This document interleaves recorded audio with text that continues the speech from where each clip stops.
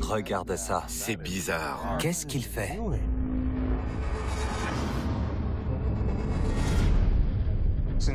Depuis l'aube de la civilisation, on lève les yeux vers le ciel. C'est celui-là le plus vieux, 1200 avant Jésus-Christ. Vraiment? Et en se demandant s'il y a quelque chose qui nous regarde de là-haut. C'était quoi, selon vous? Il s'est passé quelque chose ici qu'on ne peut expliquer. Est-ce qu'on est seul? Est-ce qu'il y a autre chose ailleurs? Oui, des cercles parfaits. Malgré des milliards de dollars et des millions d'heures passées sur la question, malgré l'investissement des plus grands esprits de notre temps, pourquoi la NASA au Chili? On n'a toujours pas répondu à une simple question. Les extraterrestres ont-ils contacté la Terre? Des milliards de litres d'eau, ça ne disparaît pas comme ça. Mais aujourd'hui, on n'a jamais été aussi proche de la réponse. Je détecte quelque chose. C'est quoi?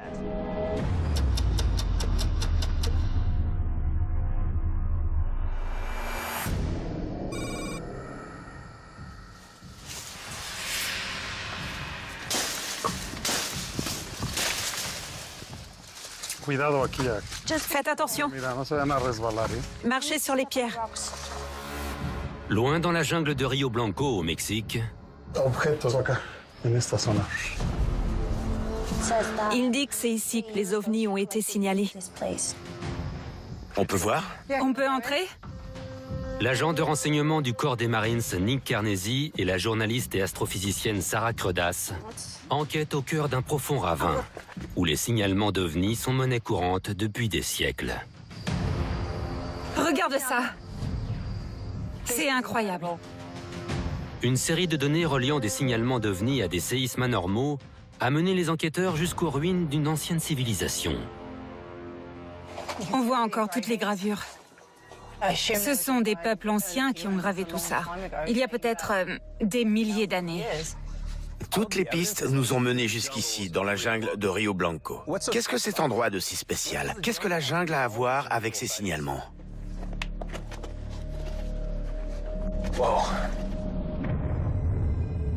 J'en reviens pas. Tu imagines depuis quand c'est là? Regarde! On dirait un visage. Éclaire-le avec ta lampe. Je me demande ce qui les a inspirés à graver ces dessins. Son visage est plutôt allongé. Ça ressemble un peu à un alien. C'est incroyable. Regarde! C'est quoi? Regarde! Il manque toute une partie. Sur cette autre aussi, il manque un morceau. Et un autre derrière moi. Bizarre. Ouais, il y a plein de morceaux manquants. Ouais, on le voit bien là. Sans ce morceau manquant, le dessin aurait continué ici. Et puis ici aussi, je pense. Ouais, regarde. Avance par là.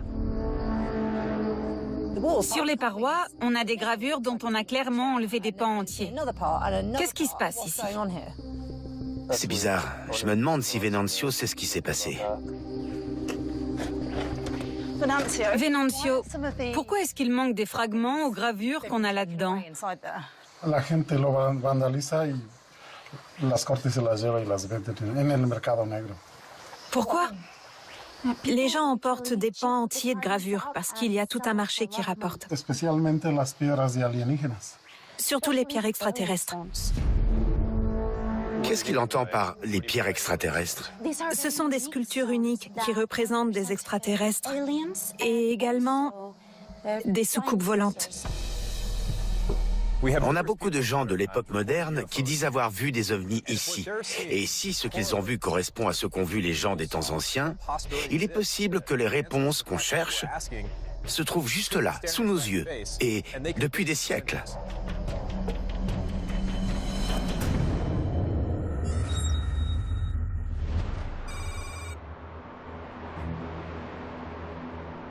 Mike, on a des nouvelles de notre équipe du Mexique, là.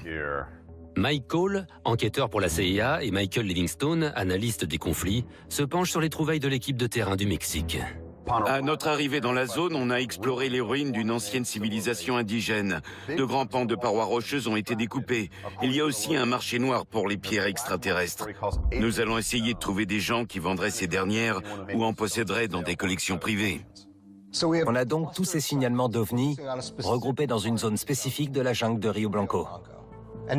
Et maintenant, on a des gravures au même endroit qui représentent des extraterrestres.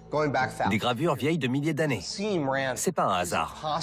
Est-ce qu'il est possible qu'une entité ait choisi cette zone, non pas depuis des générations, mais depuis l'époque de ces gravures, c'est-à-dire depuis des milliers d'années? Oui, ça pourrait être des extraterrestres. Mais ça semble difficile à prouver. Mais j'aimerais beaucoup voir les sculptures, s'ils arrivent à en trouver. Pendant ce temps, on va prendre des nouvelles de notre équipe au Chili. Après la découverte, grâce au logiciel d'analyse de liens, d'une connexion entre un ensemble de signalements d'OVNI et une activité sismique anormale, la seconde équipe s'est rendue à Santiago du Chili. Ils ont obtenu l'autorisation exceptionnelle de se rendre au CEFA, une agence gouvernementale consacrée à l'étude des phénomènes aériens anormaux au Chili, l'une des régions du monde les plus concernées par les signalements d'OVNI. C'est pas rien. On ne va plus être limité aux documents du programme américain ATIP. On va voir ce que les Chiliens ont dans leur organisation. Et eux, c'est un programme toujours en cours, ce qui veut dire de nouveaux documents déclassifiés et éventuellement des signalements qu'on ignore encore. Ça pourrait être une mine d'or. Mais la vidéo de l'hélico. Regarde la volute qui sort de ce truc. Et on aura beau le regarder 1000 fois, ça reste super bizarre. C'est fascinant. En novembre 2014, un hélicoptère de la marine chilienne avait filmé un étrange objet volant via sa caméra infrarouge. Une analyse vidéo a révélé qu'il n'était pas de nature terrestre.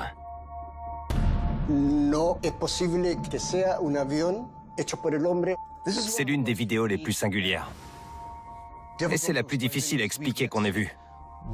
Qu'est-ce que c'est que cet objet, cette volute? Si on peut trouver des cas similaires, alors ce n'est pas juste un événement isolé. Ça fait partie d'un plus grand ensemble.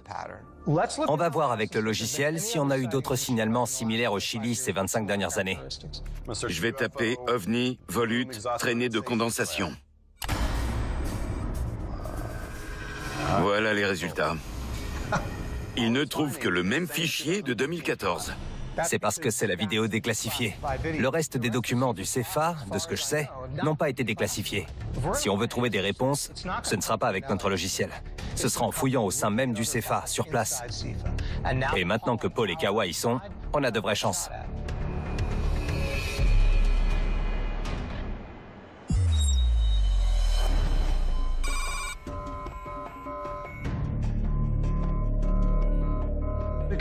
Les gars, dès qu'on voit quoi que ce soit qui semble intéressant, on prend note, on fait peut-être lire à Thomas et on cherche des tendances, des récurrences.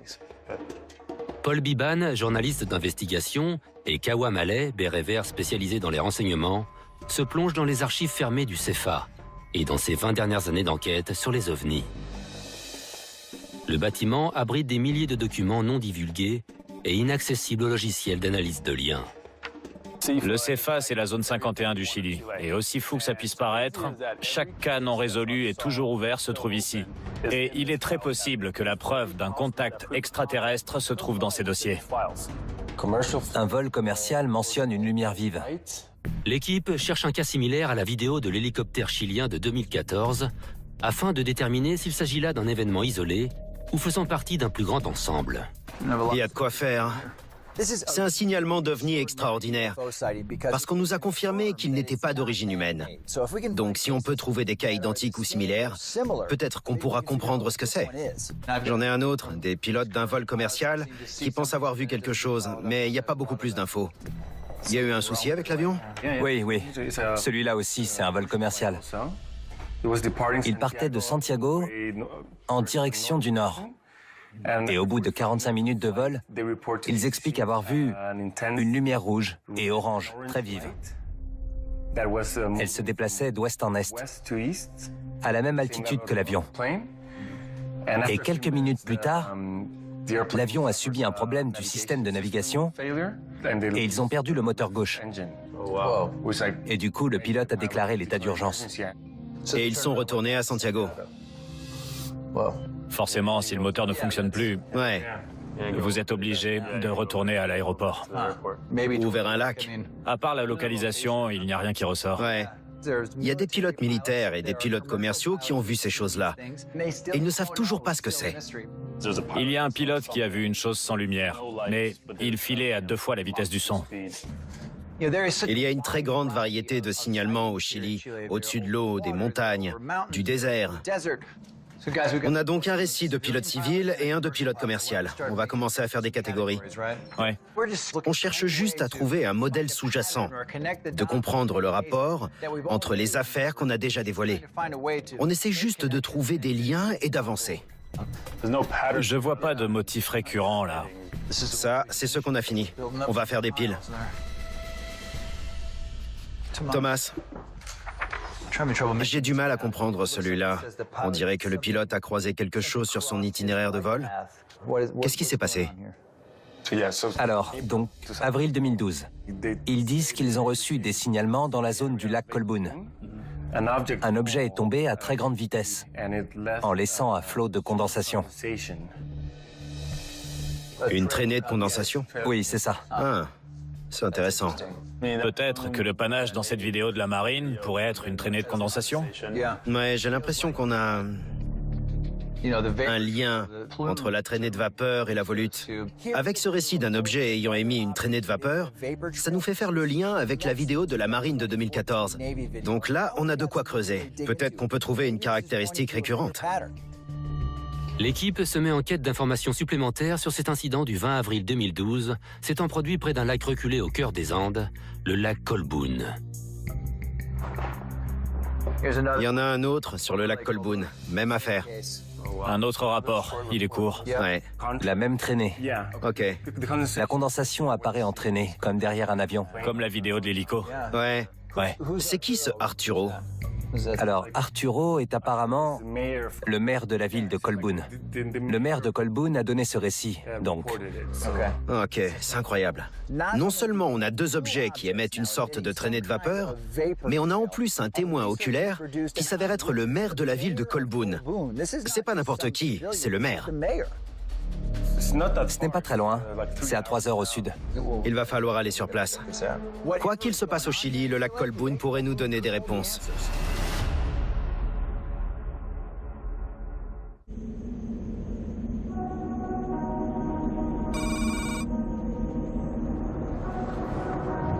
On voit qu'on arrive vraiment dans les montagnes. Ouais. Paul et Kawa s'enfoncent dans les Andes pour se rendre au lac Colboon, où le 20 avril 2012, de nombreux témoins, dont le maire de la ville de Colboon, auraient aperçu un étrange objet planant au-dessus du lac. Est-ce qu'il y a eu d'autres observations qui n'ont pas été signalées? Est-ce qu'il y a une activité supérieure là-bas à ce qu'on a vu jusqu'ici? C'est aussi ça qu'il va falloir se demander. Ouais. Est-ce que les gens ont vu d'autres choses? Est-ce que c'est relativement commun, ce genre de choses, ici, les signalements d'OVNI? Et puis, t'as raison, c'est pas un signalement d'OVNI normal pour le coup. Donc c'est crucial de parler au maire. Ouais. Parce que, en tant que représentant, normalement, il en sait plus que beaucoup de gens au sujet de sa ville, du lac et de la communauté. Ouais. Il doit être compétent. Oui, c'est bien qu'on puisse lui parler. Oui. Et j'espère qu'il pourra nous aider aussi sur le contexte de cet événement et nous dire si ça se produit souvent. Il y a eu beaucoup de signalements étranges ici, au lac Colboon. Donc, on a organisé un entretien avec le maire pour voir s'il peut nous éclairer un peu sur ce qui se passe ici. Je pense que c'est lui. Hola. Hola. Paul, enchanté. Thomas. Vamos al lago. L'équipe fait la connaissance d'Arturo de la Maza, This is Colboon Lake. maire depuis de nombreuses années, via leur interprète Thomas. Quelle taille fait ce lac? ¿Qué tamaño es este lago, así, grosso modo? 80 kilómetros cuadrados. Es el más grande lago artificial de Chile. Il y a de quoi faire. C'est un grand lac. Arturo, on a trouvé un rapport du CEFA sur une expérience que vous avez vécue au lac Colboon. Vous nous racontez? Estaba durmiendo en un velero que tenía yo. Il dormait dans un bateau, ici sur l'eau. Y a las 2 de la mañana estaba de día claro. Sí, C'était comme en plein jour. más claro que ahora. Il faisait plus jour que maintenant. Subí a cubierta y de dónde viene la luz. Y el objeto estaba a unos 200 metros de acá. Mucho más grande, mucho más grande. C'était bien plus grand qu'une maison, et ça avait la forme d'une toupie. C'était l'été, donc il y avait pas mal de gens autour du lac. Il y a au moins une centaine de personnes qui ont été réveillées à ce moment-là, à cause de la luminosité. Arturo, c'était quoi selon vous? Un ovni, nave espacial. Un ovni? Oui, un genre de vaisseau. Yo diría que sí. Ahora, esto pasó flotando después, o sea, sobre el yate y en esa dirección. Ni ruido, ni viento, nada. Todo silencio absoluto, sino que estaba como una taza de leche. Y después que el objeto se fue, el agua bajó. Vous parlez de l'eau au niveau de votre bateau ou bien de l'eau de tout le lac? De todo el nivel del lago en general. Como que sacaron agua. Comme s'ils avaient pris de l'eau. Et le lac a baissé. Tout le lac? Le lendemain, il a remarqué au ponton que l'eau était descendue de 20 cm. 20 cm. Dans un lac aussi grand qui contient je ne sais beaucoup combien d'eau. de milliards de litres d'eau, c'est une quantité considérable. Au dire du maire, le niveau de ce lac de 80 km² a baissé de 20 cm du jour au lendemain. Une disparition de plus de 9 milliards de litres d'eau ou 4000 piscines olympiques. On a donc des centaines de témoins et des milliards de litres d'eau disparus du jour au lendemain. Il s'est passé quelque chose ici qu'on ne peut expliquer, pas vrai?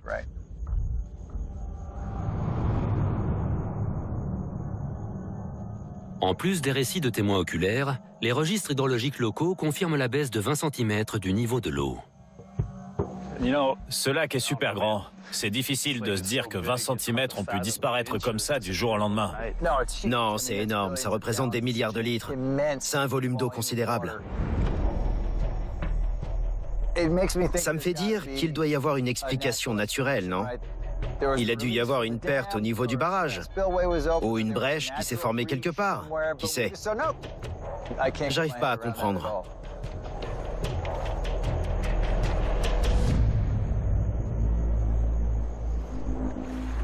Qu'est-ce qu'on n'arrive pas à voir? Quelle pourrait être l'explication logique?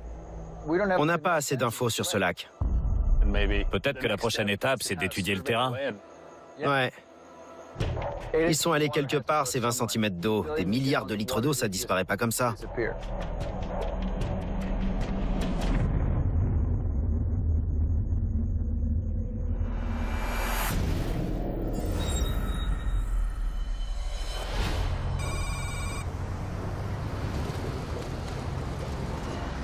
L'adresse est juste là. Ah ouais? Ouais. Ce sera intéressant de voir ces pierres. Nick et Sarah sont à la recherche d'anciennes œuvres d'art prises dans une grotte de la jungle, non loin de là, dans une zone identifiée par le logiciel d'analyse de liens comme haut lieu des signalements d'OVNI, et où, selon les autochtones, les extraterrestres viennent depuis des siècles. Par là. Là? Oui. Señor Rafael, Marcia. ¿Qué tal? L'équipe a organisé une visite privée dans un musée du coin afin de voir des objets découverts non loin de la grotte. Leur guide est le conservateur Rafael Monteo. Estas son piezas arqueológicas de civilizaciones antiguas. ¿Esto es lo que están buscando ustedes?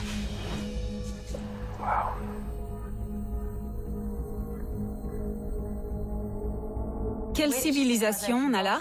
¿Qué civilizaciones son? Olmeca, Totonaca y Maya. Quel est le plus vieil objet? À quand il remonte? C'est celui-là le plus vieux. Il date de 1200 avant Jésus-Christ. Il a un crâne allongé, de longs yeux et 4 doigts à chaque main et à chaque pied. Je peux toucher? ¿Puede tocarla? On dirait un guerrier. Puede que sea un guerrero. Para ella puede llegar a ser un guerrero. ¿Será? Puede ser, pero yo más le voy al aspecto religioso. Possible, mais c'est quand même probablement religieux. Wow. De quelle civilisation il s'agit si ça date d'il y a 3000 ans? ¿Cuál es la civilización de este artefacto? Cultura de Tlatilco, Tlatilco. Tlatilco. 1200 antes de Cristo. 1200 avant Jésus-Christ. Comme vous le voyez, on a là des silhouettes qui pourraient être humaines. Mais pas tout à fait. Et celle-ci, c'est quoi? Elle est en pierre de jade. Et on voit clairement que ce ne sont pas des traits humains. Cráneo alargado. Un crâne allongé. Ojos alargados.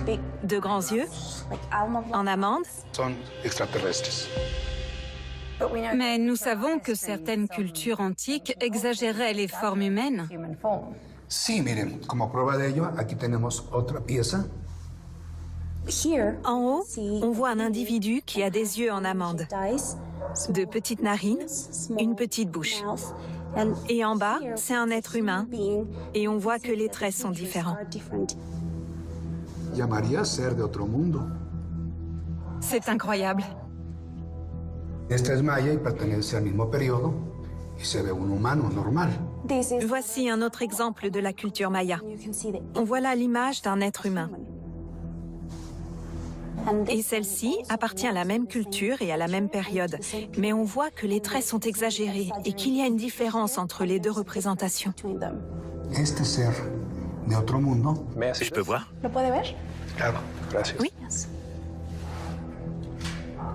C'est quel type d'os? Humano. Humain. Vraiment? Ce sont deux statuettes mayas de la même époque, et regarde comme elles sont différentes. C'est très allongé. C'est pas humain. Je suis d'accord. C'est bien distinct.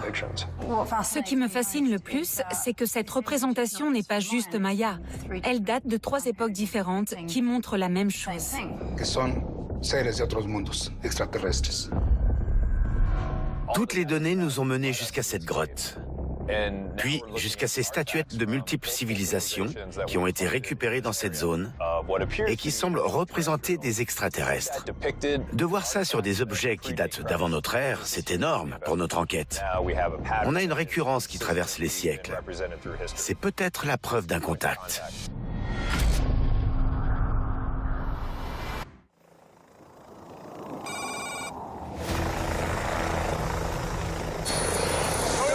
On veut faire tout le tour. Observez tout le lac.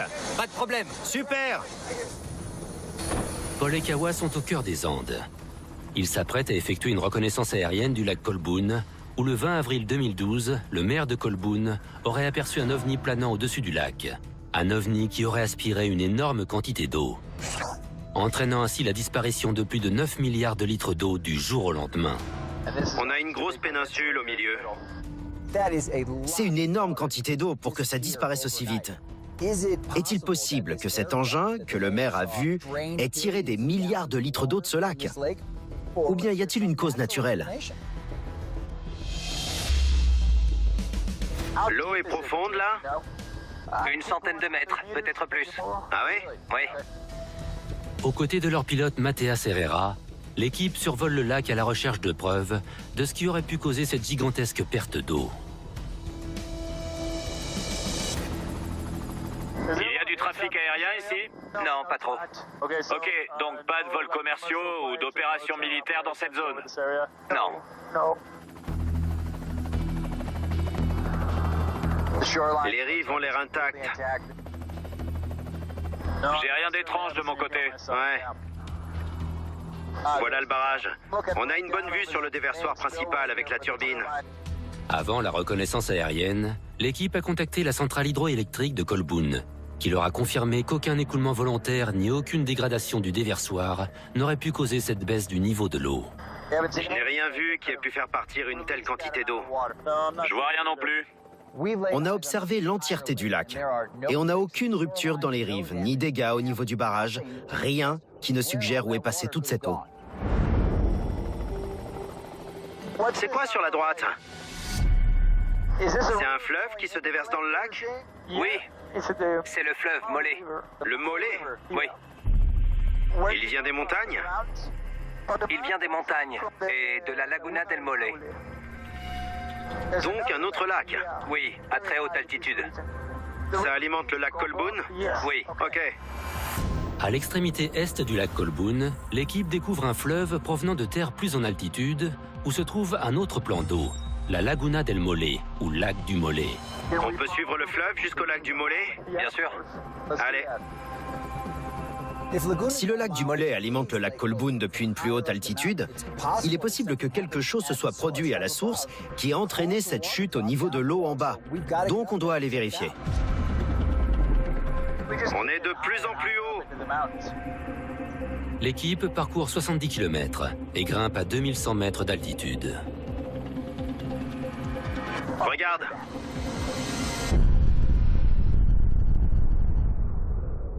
La Laguna del Mole. C'est un grand lac. On dirait même qu'il est plus grand que le lac Colboun. Regarde ça. Ouais, les terres sont arides. On se croirait sur Mars. Les eaux de ce lac descendent jusqu'au lac Colboun? Oui, c'est la source principale. Si c'est la source du lac Colboun, ça pourrait expliquer ce qu'on cherche. Ouais, si quelque chose se passait ici, ça affecterait le lac Colboun. On devrait se poser et trouver quelqu'un à qui parler. Absolument. Ce que je me demande, c'est si la cause de cette énorme perte d'eau du 20 avril 2012 pourrait venir de ce lac du Mollet plutôt que du lac Colboun. Il faut trouver quelqu'un qui connaisse ce lac et qui puisse nous donner des réponses.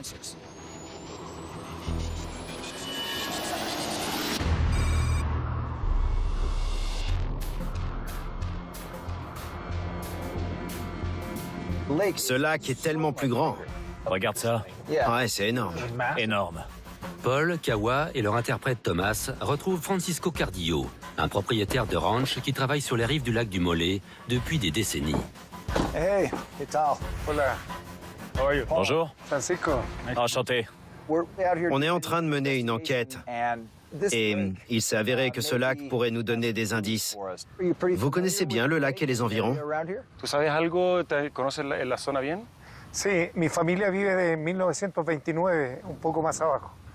Il s'est produit quelque chose d'inhabituel ici le 20 avril 2012? Sí, yo creo que sí. Il dit qu'il y a eu beaucoup d'ovnis au-dessus du lac. Des ovnis ici aussi? Oui. Dites-nous en plus. Observación iba siempre al cielo y a las luces que a veces aparecían acá en el lago. Un groupe d'une trentaine de personnes, dont lui, a vu un objet ressemblant à une sphère qui se déplaçait dans le ciel et qui a fait quelques mouvements avant de filer. Vous l'avez vu? De vos yeux? ¿Tú lo viste eso personalmente? Sí, lo vi personalmente porque aparecieron unos cóndores volando. Nos fijamos en los cóndores y sobre los cóndores vimos la esfera.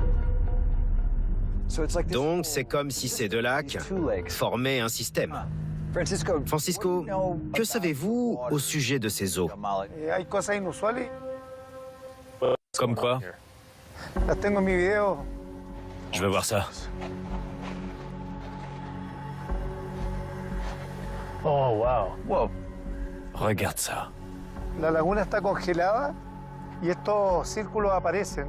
C'est dingue. C'est presque des cercles parfaits. Sí.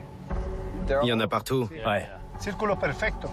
Ouais, des cercles parfaits. Ouais, on dirait bien. Les gens ne comprennent pas du tout. Ouais, c'est bizarre. Je sais pas. Il y a des objets qui émettent un panache étrange. Un maire qui nous affirme qu'il a vu un ovni aspirer l'eau du lac Colboun. Et maintenant, des observations répétées d'ovnis et d'étranges cercles ici au lac du Mollet. Il y a quelque chose de bizarre qui se passe ici. On va devoir trouver des réponses.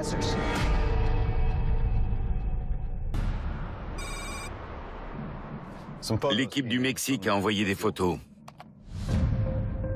Mike et Michael passent en revue les découvertes de la jungle de Rio Blanco, au Mexique, où l'équipe a trouvé des gravures anciennes, à l'endroit même où des ovnis sont signalés depuis des siècles.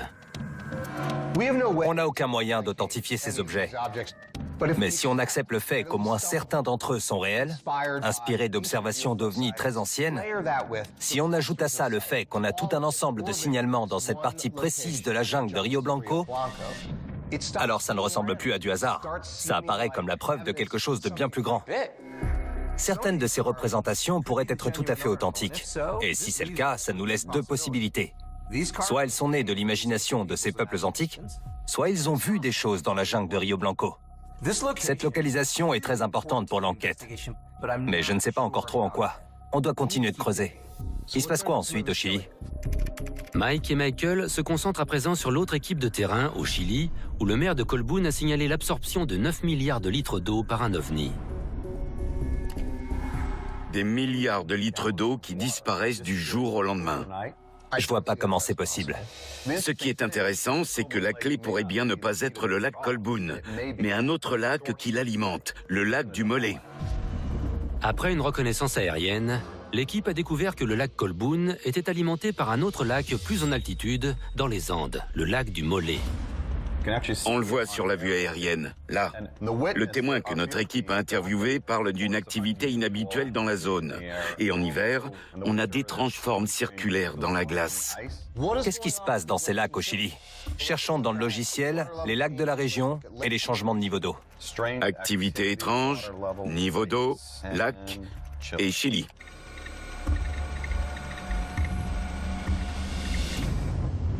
Et voilà, des rapports de la NASA. Pourquoi la NASA? Fais voir celui-là. Un lac disparaît au Chili.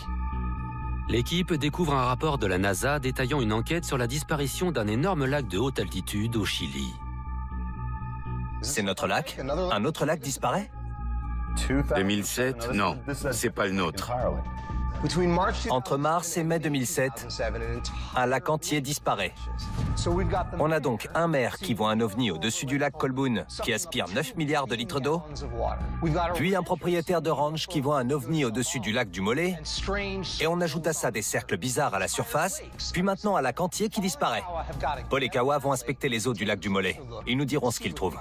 D'accord.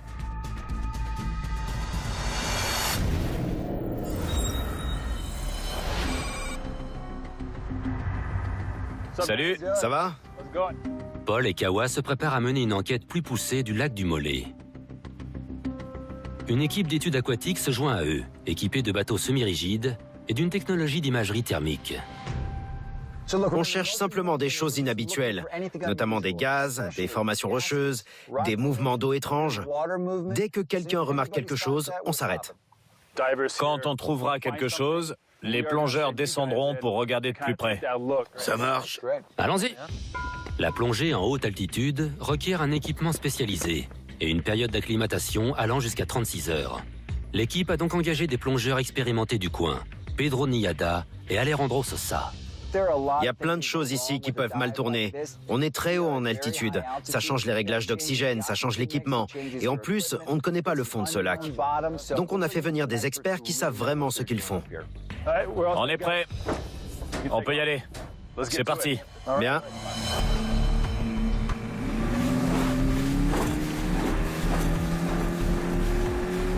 On voudrait se rendre à cette extrémité du lac. Ce serait super. En suivant un quadrillage préétabli, chaque équipe explorera un tiers de ce lac d'une quarantaine de kilomètres carrés. Ce lac est immense. Kawa, tu vois quelque chose? Non, je garde un œil sur le moniteur. C'est de plus en plus profond en dessous. Mais c'est assez graduel. On n'a pas de grosses déclivités soudaines. D'accord. On a une technologie qui nous aide à visualiser ce qu'on ne peut pas voir nous-mêmes. Les sondeurs nous disent s'il y a des changements significatifs au niveau du plancher du lac. Ça nous informe de tout ce qui serait suspect là-dessous et qu'on ne pourrait pas voir par nous-mêmes. C'est profond, là? On doit avoir 11 mètres de profondeur. D'accord. Ouais, je vois la végétation au fond. Et dans cette végétation, il y a des variations thermiques sur le moniteur. L'eau fait quelle température, là? 10, 11 degrés. Et là, on a du 40 degrés. Et j'ai vu des bulles. Il y en a juste ici.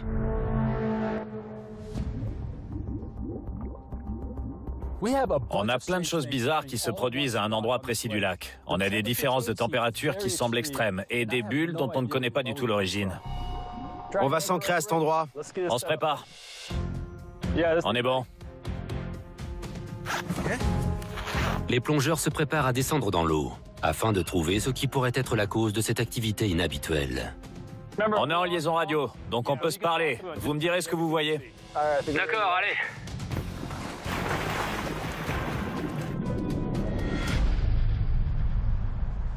Vous me recevez? Ouais. Je descends. La visibilité est comment? Je dois avoir 3 ou 4 mètres. Bien reçu.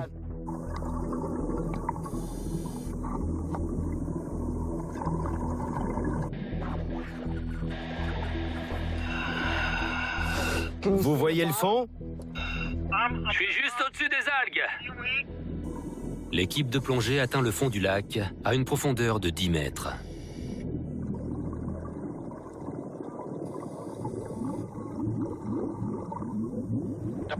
Les bulles sortent du plancher du lac. Donc les bulles proviennent de sous les algues?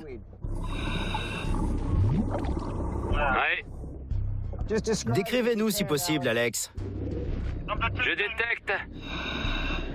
détecte quelque chose là. Mais encore. Une sorte d'appareil. Vous le remontez? Ouais.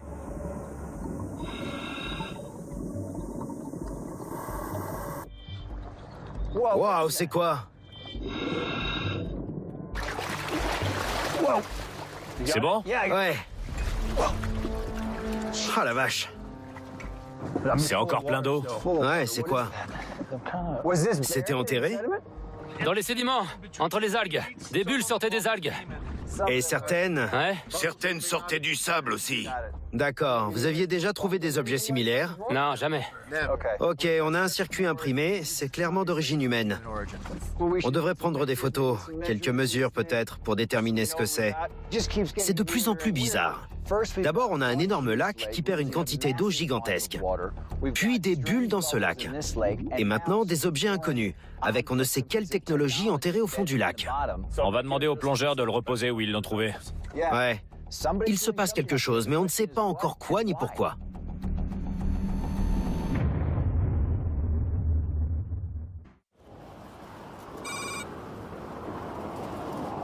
C'est là, au coin? Ouais. Bon sang, qu'est-ce que c'est beau.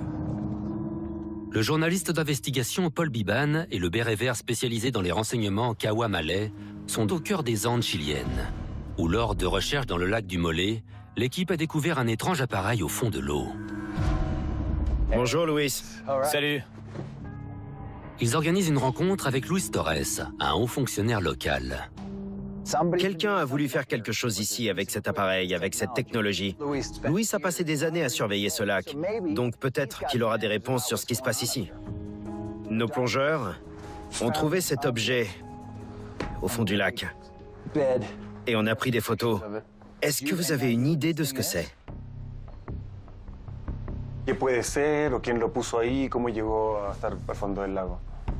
Vous aviez déjà vu ça? Donc il dit qu'il le reconnaît, il l'a déjà vu. Des chercheurs les ont installés à différents endroits du lac. C'est un instrument scientifique? Pourquoi il y a des mouvements?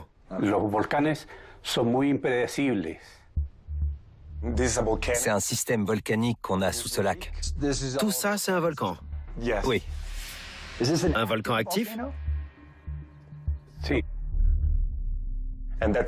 C'est ça qui génère du mouvement au niveau du sol.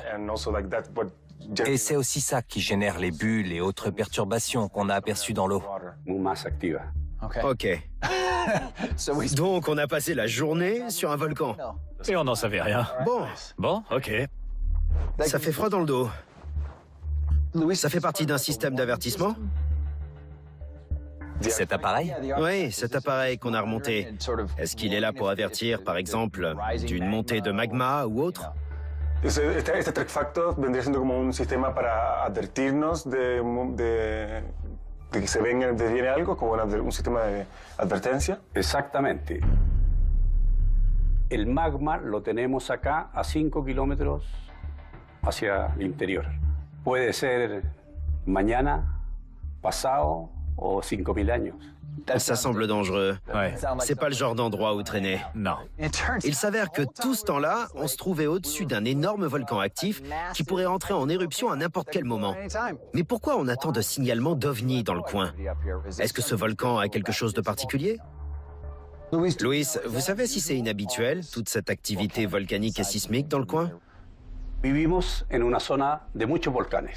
Alrededor de 130 centros eruptivos donde existieron emanaciones de material. Il y a 130 sites d'éruption. 130 sites au Chili ou bien 130 sites ici? Dans la zone du lac. Wow. A raíz de los estudios que se hicieron, la parte central de la laguna es la que se está deformando. D'accord. Tous les signalements d'OVNI que nous avons suivis nous ont menés jusqu'à cet endroit. On a étudié l'eau de ce lac et il s'avère que le lac est entouré d'une centaine de points chauds volcaniques et que c'est en fait l'épicentre de toute l'activité volcanique de la région. Est-ce que c'est pour ça que ce lac est si important?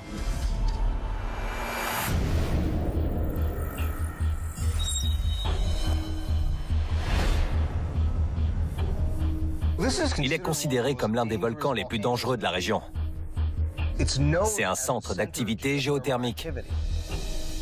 Les Andes sont une région volcanique très active, mais cette zone-là constitue un cas assez inhabituel.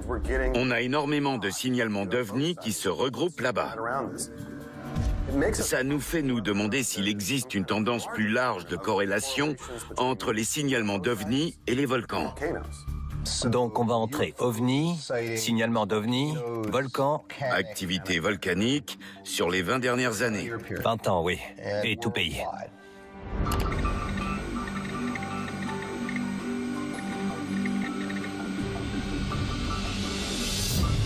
Regarde ça. Regarde tous ces résultats. La liste est longue. On va jeter un œil à cette base de données. Oui, affiche. Le logiciel isole tous les signalements d'OVNI des 20 dernières années recensés dans un rayon d'1,5 km autour de zones volcaniques. On a des signalements d'OVNI reliés à des volcans partout dans le monde. Mexique, Hawaï, Salvador, Italie. 3 des résultats sont du Mexique, du même volcan. 3 des premiers résultats sont de mystérieux signalements aux abords du même volcan au centre du Mexique. Le pic d'Orizaba. Affiche-en un. C'est quoi ce truc? Il continue de bouger. Ouais.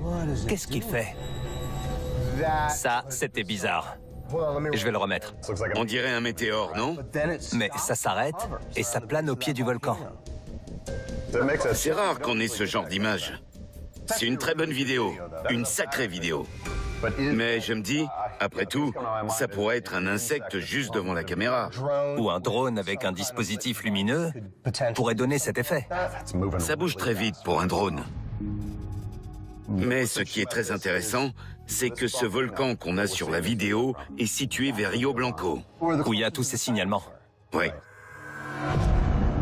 Les signalements d'OVNI se regroupent dans la jungle de Rio Blanco depuis des siècles. Mais maintenant, on pense savoir pourquoi. Cette jungle est toute proche d'un énorme volcan, le pic d'Orizaba. Est-ce que les volcans pourraient être le centre de tout ça, le lien de toutes ces activités? On a donc des vidéos, des signalements dans différentes cultures et différents pays, partout sur Terre. Et le point commun, ce sont les volcans. Qu'est-ce qui se passe?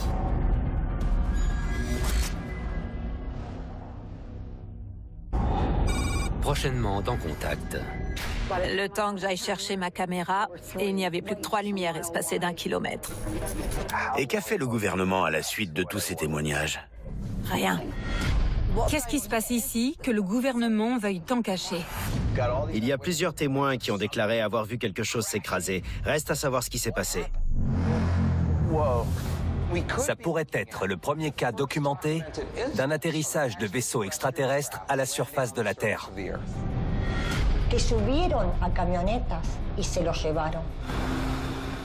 Si on se base sur la théorie du complot, ça cache peut-être quelque chose.